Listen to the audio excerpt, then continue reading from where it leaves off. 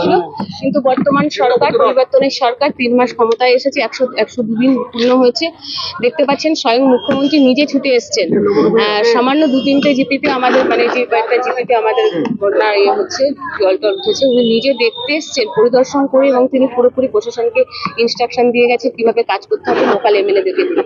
আর local MLA যিনি আছেন সুশান্ত ঘোষ, উনি অত্যন্ত দক্ষতার সঙ্গে কাজ করছেন এবং সামলাচ্ছেন। এটা নিয়ে আমাদের আর কিছু বলার নেই। হ্যাঁ, সেগুলো বলেছেন, উনি বলেছেন, হ্যাঁ সেগুলো নিয়ে আলোচনা হচ্ছে, সেগুলো যথেষ্ট। একদম, দেখুন বর্ষার সময় তো কাজ করা যায় না, নিশ্চয়ই বর্ষা মিটলে সে কাজগুলো শুরু হবে।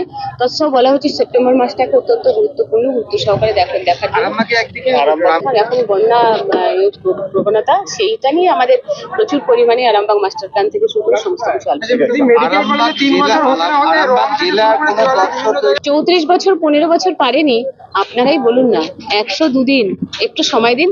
আর বাংলার মুখ্যমন্ত্রীর নাম বারবার বলছি শুভেন্দু অধিকারী, উনি মুখে নয় কাজে বেশি বিশ্বাসী, উনি কাজ করে দেখিয়ে দেবেন।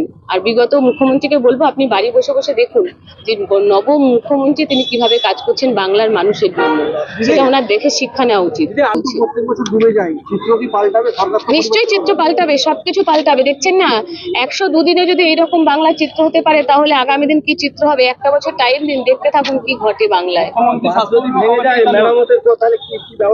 দেখুন, বাঁধ ভেঙে যাবে সেটা নিশ্চয়ই প্রশাসন দেখছে, আমাদের সম্মানীয় মুখ্যমন্ত্রী দেখে গেছেন, এমএলএ সাহেবরা আছেন, ওরা যথেষ্ট তৎপরতার সঙ্গে কাজ করছেন। সুশান্ত ঘোষ তো ভীষণ তৎপরতার সঙ্গে খানা করে নিয়ে কাজ করছেন।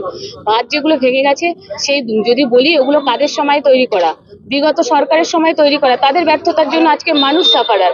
আজকে তার জন্য বাংলার মুখ্যমন্ত্রী এসছেন, নিজে স্বয়ং দর্শনে এসছেন, নিশ্চয়ই কাজ হবে, আপনারা দেখতে থাকুন, কাজ হবে।